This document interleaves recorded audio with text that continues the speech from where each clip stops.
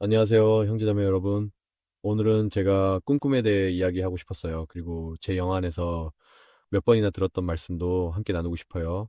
그럼 바로 본론으로 들어가겠습니다. 지난주에 저는 아프리카, 정확히는 에티오피아에서 일어나고 있는 일에 관한 기사를 읽고 있었어요. 에티오피아가 지금 정말 힘든 시기를 겪고 있다는 걸 알고 있어요. 그들은 많은 난민들이 그 특정 정권이나 국가의 지도자들을 피해 도망치려고 하고 있고 또 많은 유혈 사태가 벌어지고 있어요. 이 기사를 읽으면서 저는 지난 4월에 들었던 말씀이 떠올랐어요. 주님께서 한밤중에 제 영에 말씀하셨는데 그때 하신 말씀이 에티오피아는 곧 징벌과 죽음이다라는 것이었어요. 작년 그때는 저는 그 말씀이 무슨 의미인지 몰랐고 또 보통은 주님께서 저에게 말씀하신 것에 대해 어떤 확신이나 혹은 현재 일어나고 있는 일과 연관되거나 연결되는 것이 있을 때만 말하곤 합니다. 주님께서 그것을 전하길 원하신다는 확증이 있을 때만요. 그래서 온라인에서 그 기사를 읽었을 때 저는 바로 이것이 아주 빠르게 다시 떠올랐고 그래서 여러분과 나누려고 합니다. 저는 에티오피아에서 무슨 일이 일어나고 있는지 정확히는 몰라요. 지금 이 힘든 시기라는 건 알지만 그것이 당분간 멈출 것 같지는 않습니다. 이 일은 계속될 것이라고 생각합니다.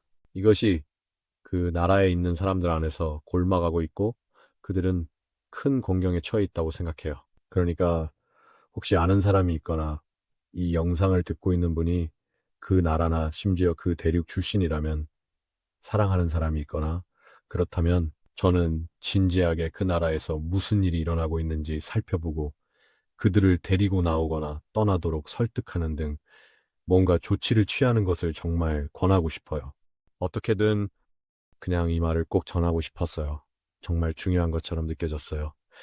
또 하나 들은 말씀이 있는데 아마 한 달 전쯤이었을 거예요. 잠을 자고 있을 때 주님께서 다시 제 영혼에 말씀하셨어요. 그분이 말씀하시길 너는 하나님께서 하실 수 있는 일을 아직 보지 못했다 라고 하셨어요.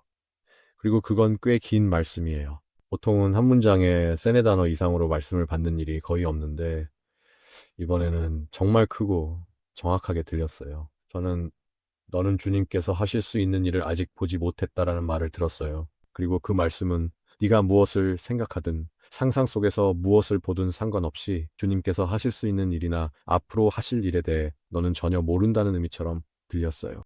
그것은 마치 앞으로 일어날 일에 대한 예감처럼 느껴졌어요. 그래서 하지만 지금 세상에는 특히 정치 쪽에서는 정말 많은 속임수와 눈속임이 있다는 것도 알고 있습니다.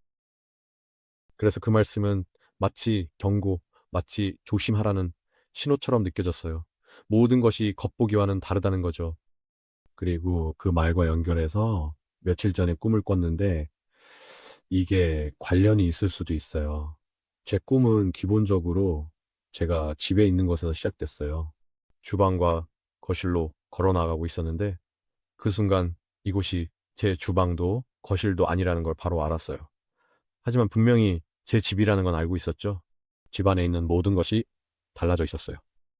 방이 배치도 바뀌었고, 페인트 색도 달랐고, 가구도 예전처럼 놓여 있지 않았어요.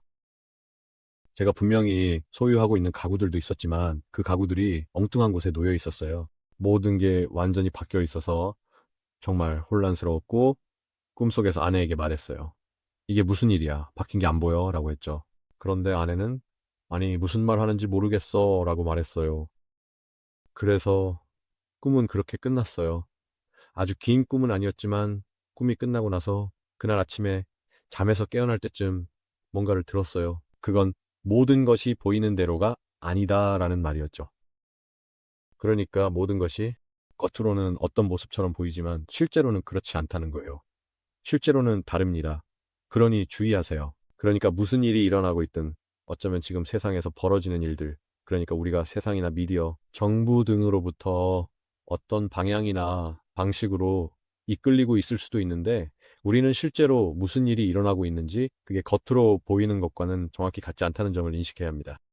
그런 것들을 헤쳐나갈 수 있는 유일한 방법은 오직 그리스도를 신뢰하는 것뿐이에요. 그 외에는 없어요. 저나 이 채널을 신뢰하지 마세요. 다른 누구도 신뢰하지 마세요. 오직 그리스도를 신뢰하세요.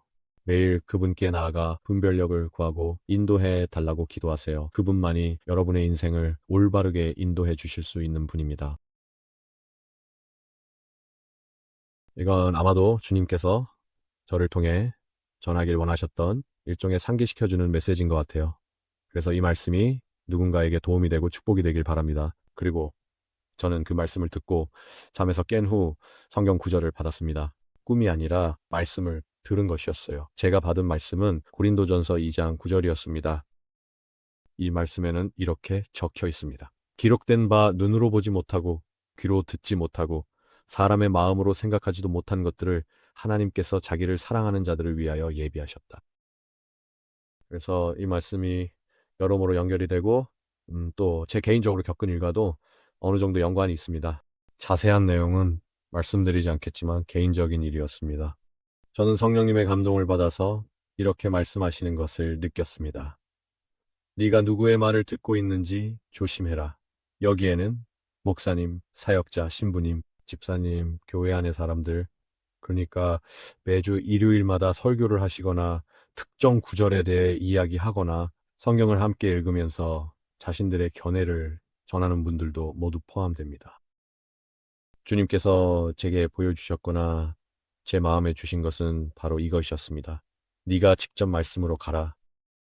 누군가가 특정한 메시지나 구절을 인용하거나 이야기해 줄 때 그것을 받아들이고 듣는 것도 좋지만 반드시 우리가 직접 확인해야 한다는 것입니다.